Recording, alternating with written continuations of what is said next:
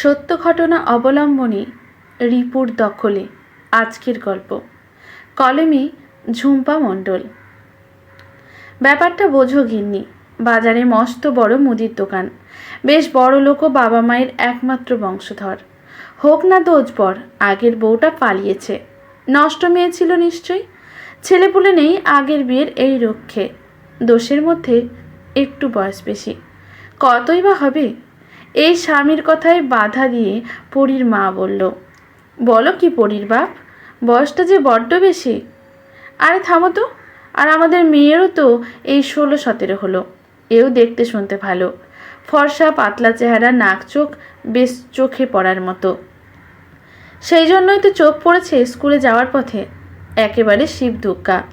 নইলে এত মেয়ে থাকতে গিন্নিকে হাত কচলাতে কচলাতে গদ গদ হয়ে বোঝাতে লাগলো পরীর বাপ। নিজের বাসের হেল্পারি করে, সারা জীবন তো তাদের ভাড়া বাড়িতেই কেটে গেল। অভাবের সংসার, নিজের বলতে কি আর আছে? হ্যাঁ আছে, একটা রোগাসোগা রুগ্ন মতো ছেলে, পড়াশোনা সেও ছেড়ে গাড়ি সারানোর কাজ করে।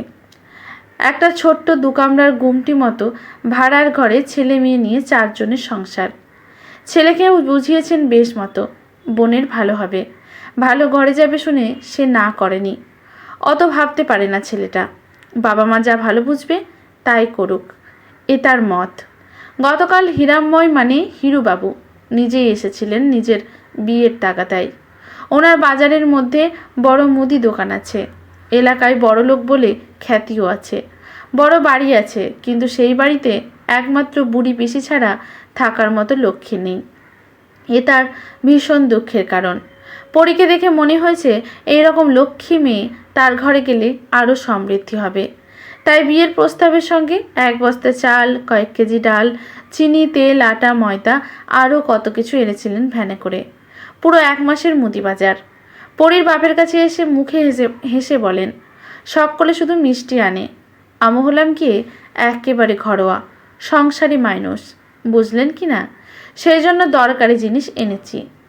পরীর বাবা খুশি, মেয়ে তার সুখে থাকবে, সেই সঙ্গে নিজেরাও। হিরুবাবু পরীকে আলাদা করে ডেকে তাকে একটা দামি লিপস্টিক দিয়ে বললেন, শোনো, এখন দিয়ে কম দামি লিপস্টিক আর পরন লাগবে না, এই নাও এহেনকার সব থেকে দামি লিপস্টিক, মুখ ধুইয়েও উঠবে নি। আমি দেখেছি তুমি ঠোঁটে লিপস্টিক ভালোবাসো, ঠোঁট তোমার সবসময় লাল টুকটুকে। বলে চোখ সরু করে পরীর দিকে তাকিয়ে নিজের ঠোঁট চেটে নিলেন একবার জিভ দিয়ে। কম দামি লিপস্টিক দেওয়া ঠোঁট কামড়ানো পরী, রঘুর দেওয়া প্রথম গিফট। আজকাল তাই ওটাই পরে ইচ্ছে হলেই। বাইরে বের হলে কেমন যেন আরও সুন্দরী হয়ে ওঠে সে।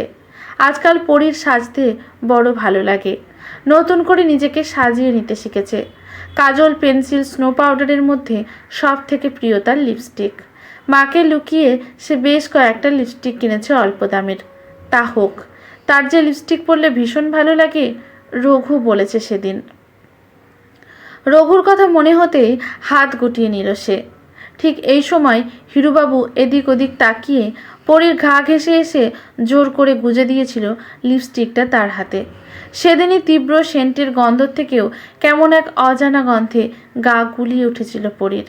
কিন্তু কি করবে সে? বাপের কথার বিরুদ্ধে যাওয়ার সাহস তার ছিল না। হিরুবাবু চলে যাওয়ার পরে স্বামীর কথায় পরীর মা তবুও গোঁজ হয়ে থাকে। পরীর বাপ আবারও বলে, ভেবে দেখো গিন্নি, মেয়ে সুখে থাকবে, আর মেয়ের সুখে আমাদেরও ছেলেটাও। গিন্নি চুপ করে ভাবতে থাকে। বড়লোক সব ঠিকই আছে, বিয়ে হলে অনেক সুবিধাও, কিন্তু মেয়েটা এখন ছোট ছেলে মানুষ। মাধ্যমিকে ভালো রেজাল্ট না করলেও 2nd ডিভিশন পেয়েছে, ভর্তি হবে। এই সময় এই বিয়ের প্রস্তাব?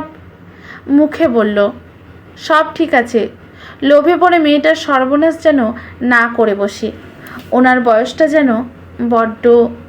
পরীর বাপ এবারে ধমকে ওঠে, থামো তো, বয়স একটু বেশিই ভালো। তাছাড়া ওনাকে দেখলে কেউ বলবে বয়স হয়েছে? লম্বা চওড়া ফর্সা, বোঝাই যায় ভালো বংশের ছেলে। মেয়ে আমার সুখে থাকতে বাধ্য। এত গুণের অধিকারী যখন, তখন পরীর মা অবশেষে নিমরাজি হবে কিনা ভাবছে। এমন সময় পরীর বাপ মোক্ষম কথাটা বলল, তা কি? কোনো খোঁজই তো রাখো না। সেদিন দেখলাম ওই পাড়ার রঘু ছোকরা তোমার মেয়ের পিছনে পিছনে সাইকেল নিয়ে যাচ্ছে। আমাকে দেখে লুকোলো। শোনো গিন্নি, সুন্দরী মেয়ে আমাদের, আজকাল আবার সাজতে শিখেছে দেখি। কাজল পরে, ঠোঁটে লিপস্টিক দেয়, তাহলে তো আরও হয়ে গেল।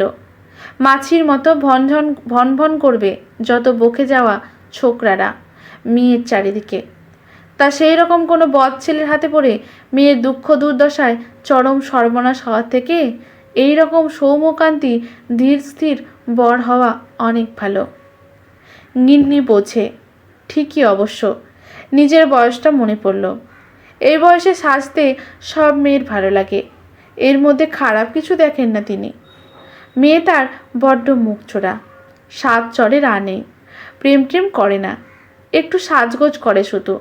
সে তো এই বয়সে সবাই। গিন্নিকে চুপ করে থাকতে দেখে পরীর বাপ অস্থির হয়ে উঠে ফের বলল, আর বয়স বয়স করছো? বয়সকালে বিয়ে, তা তো আমাদের পরিমাকে একেবারে মাথায় করে রাখবে গো। পরিমা বেশ কিছুক্ষণ ভেবে হ্যাঁ বলে দিল অবশেষে। ঘরের বাইরে থেকে সবটুকু শুনে মেয়ের চোখে জল এলো। রঘুকে তার ভালোই লাগে বারবার, কিন্তু রঘু কি পারবে তাকে উদ্ধার করতে এই পরিস্থিতি থেকে? পরি জানে রঘু পারবে না, কিচ্ছু করার নেই তাদের দুইজনের। রঘুর সবের ক্লাস 12। পরির বাবা যে স্বার্থে মেয়েকে বিয়ে দিতে চাইছিল সেই স্বার্থ চরিতার্থ হলো। জিতে গেল হিরুবাবুও। দিনক্ষণ দেখে খুব দ্রুত বিয়ে হলো কোনো রকমে পুরোহিত রেখে। তবে হিরুবাবু পরীকে সোনার গলার হার, কানের দুল, শাঁখাপলা বাঁধানো আংটি সবই দিয়েছিল। পরীর মায়ের চোখে হাসি ফুটল। গা ভর্তি গয়নাগাটি শুদ্ধ সিঁদুর পরা মেয়েকে দেখে পরীর মায়ের শান্তি হলো। মনে মনে ভাবল, হিরুবাবুর মন ভালো, যাক মেয়ে আমার রাজরানী হলো। মেয়ের বিয়ের পর তাদের গুমটি ঘর ভর্তি মাসের বাজার।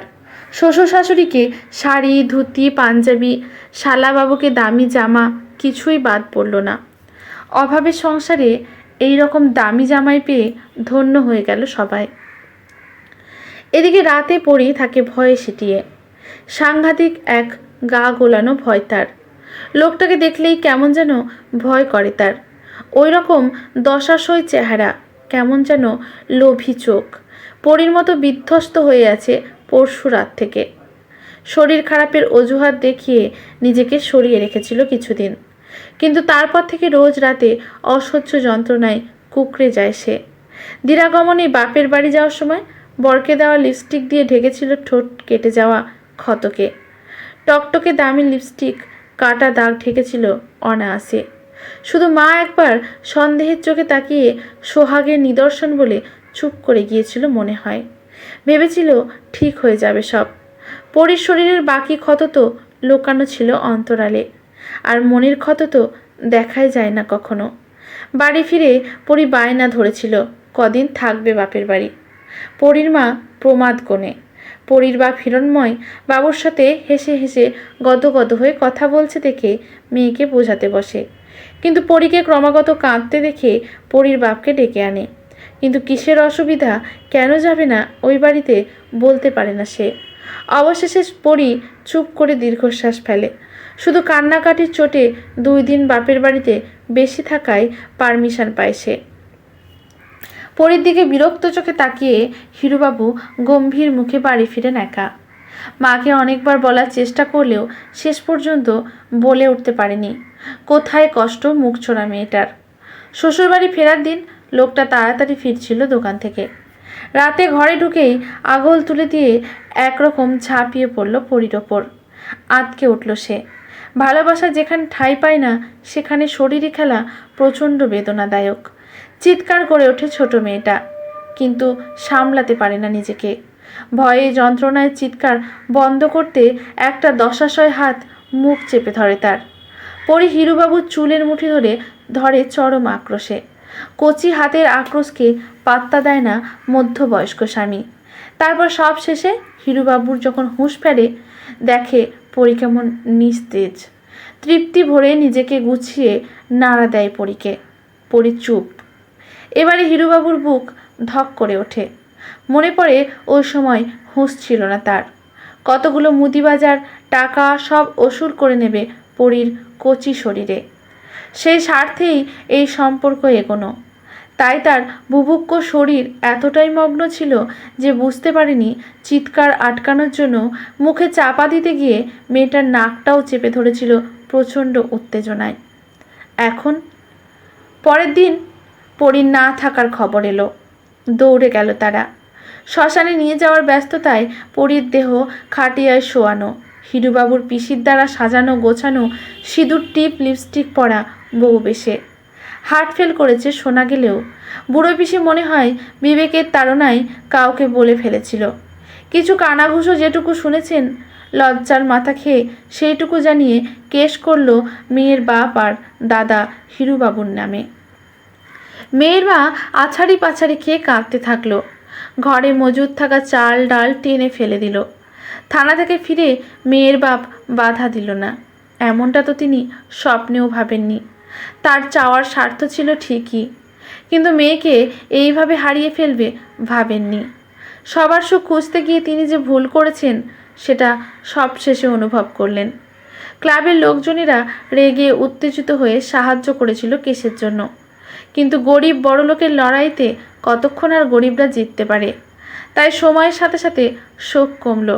টাকার গরমে ক্লাবের লোকের চোখ রাঙানি বন্ধ হলো। পুলিশের তদন্তে ভাটা পড়ল। সমাজ আবার প্রমাণ করে দিল এই সমাজ গরিবের নয়, এই সমাজ পুরোটাই পয়সাওয়ালার স্বার্থ সিদ্ধির জন্য।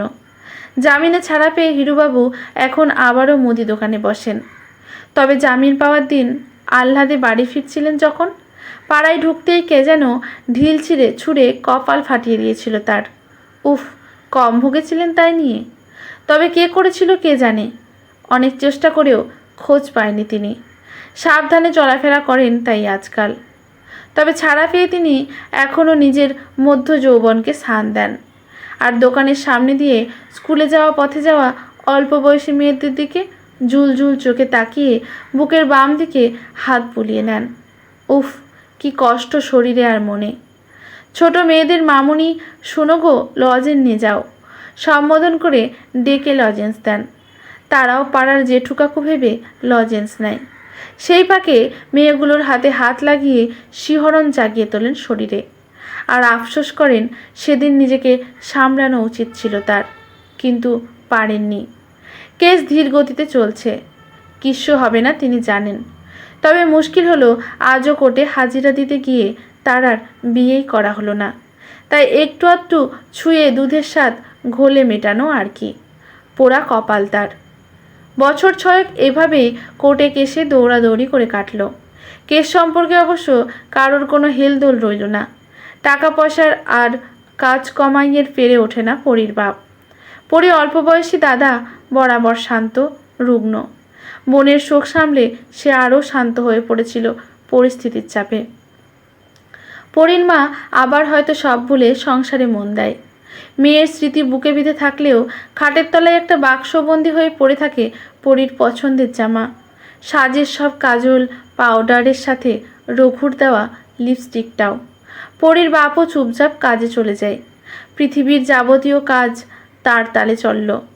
পরী কেমন যে করে যেন ধীরে ধীরে মুছে যেতে লাগলো এই পৃথিবী থেকে, মানুষের মন থেকে।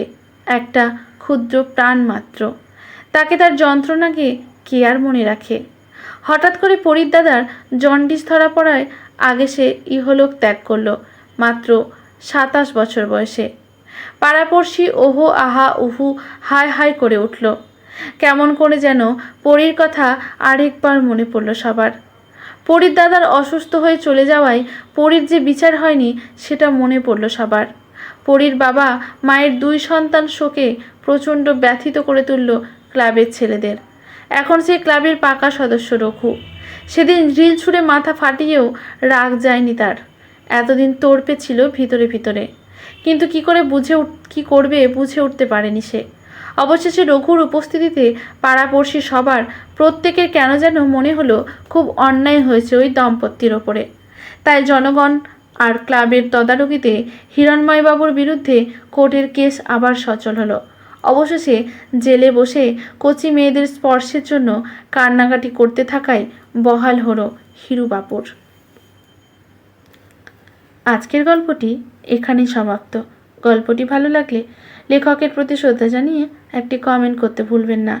লাইক শেয়ার করে পাশে থাকবেন। ইউটিউব থেকে দেখলে চ্যানেলটি সাবস্ক্রাইব করে বেল নোটিফিকেশনটি অল করে দেবেন।